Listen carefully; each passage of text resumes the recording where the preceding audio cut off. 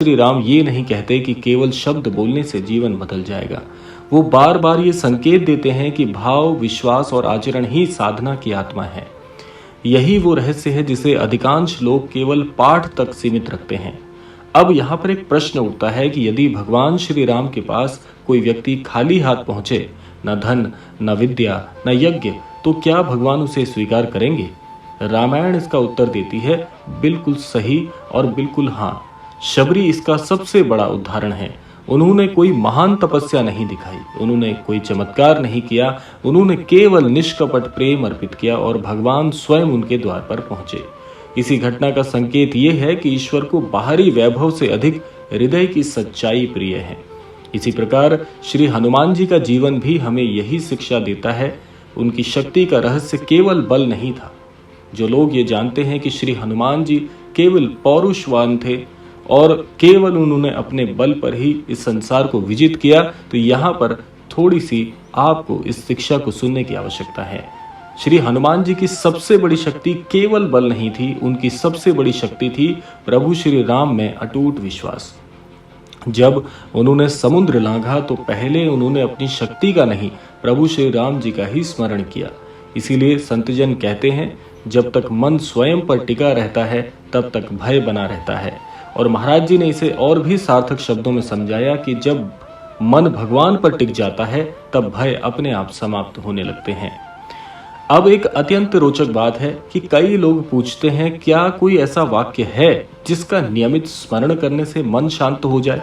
क्योंकि ये बात तो लगभग हर व्यक्ति जानता है कि एक शांत मन में ही एक शांत विचारों का संकलन और सही विचार और सही निर्णय लेने की शक्ति व्याप्त होती है। लेकिन इस प्रश्न से भी पहले आता है कि ये मन शांत कैसे होगा। तो उसके लिए श्री रामायण जी में एक बहुत ही उपयुक्त, बहुत ही सुंदर बात कही गई है, लेकिन वो किसी जादुई शब्द के कारण नहीं, बल्कि उसके भीतर छिपे सत्य के कारण जान पड़ती है। ये कारण है कि भारत के संत परंपरा में कहा गया कि शब्द तभी फलित होता है जब जीवन में उसके अनुरूप बनने लगे व्यक्ति के विचार, व्यक्ति के व्यवहार और व्यक्ति की भावनाएं। यदि क्रोध छोड़ना नहीं चाहते और शांति चाहते हैं तो केवल मंत्र पर्याप्त नहीं है।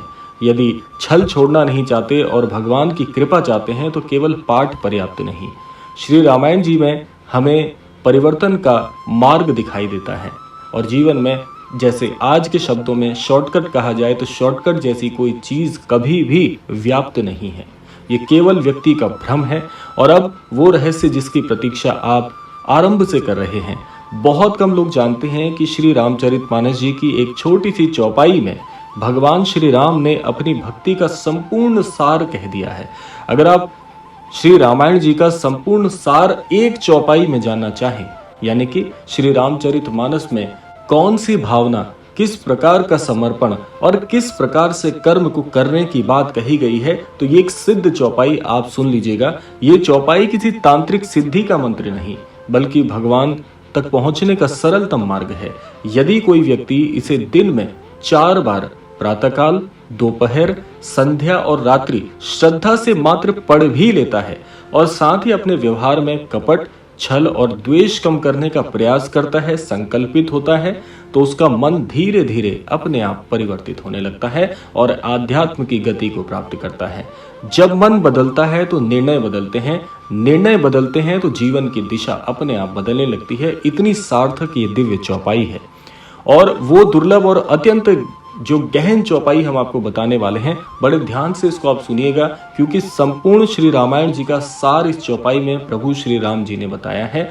और वो चौपाई है, निर्मल मन जन सो मोहि पावा, मोहि कपट छल छिद्र ना भावा।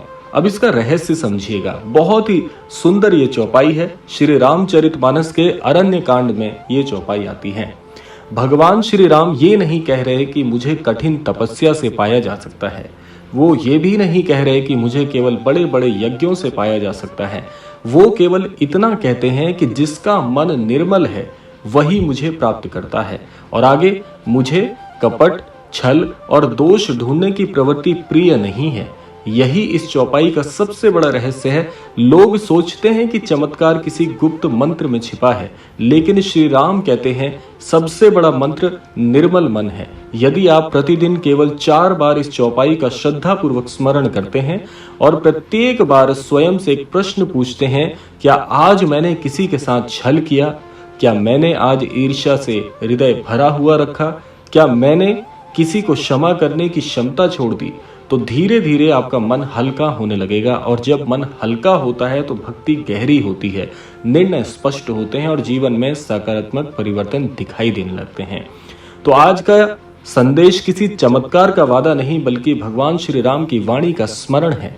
यदि इस चौपाई को श्रद्धा, सदाचार और भगवान के प्रति विश्वास के साथ अपने जीवन में उतारा जाए तो सबसे पहला चमत्कार बाहर नहीं, मन के भीतर होता है। और संतजन कहते हैं, महाराज जी जैसे बताते हैं कि जिस दिन भीतर का अंधकार हट जाता है व्यक्ति का, उसी दिन से बाहर का मार्ग भी उसे स्पष्ट दिखाई देने लगता है।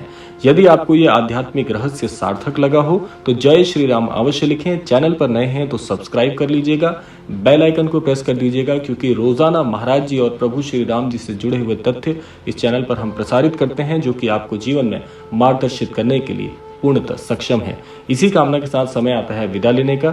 यही कामना करना चाहेंगे कि प्रभु श्री राम जी और श्री महाराज जी के आशीर्वाद से आप सभी को जीवन में सुख, समृद्धि और सौहार्द की प्राप्ति हो। इसी कामना के साथ इस क्रमांक को विराम देते हैं। मिलते हैं अगले क्रमांक में, तब तक के लिए जय श्री राम, जय गुरुदेव, जय उत्तराखंड।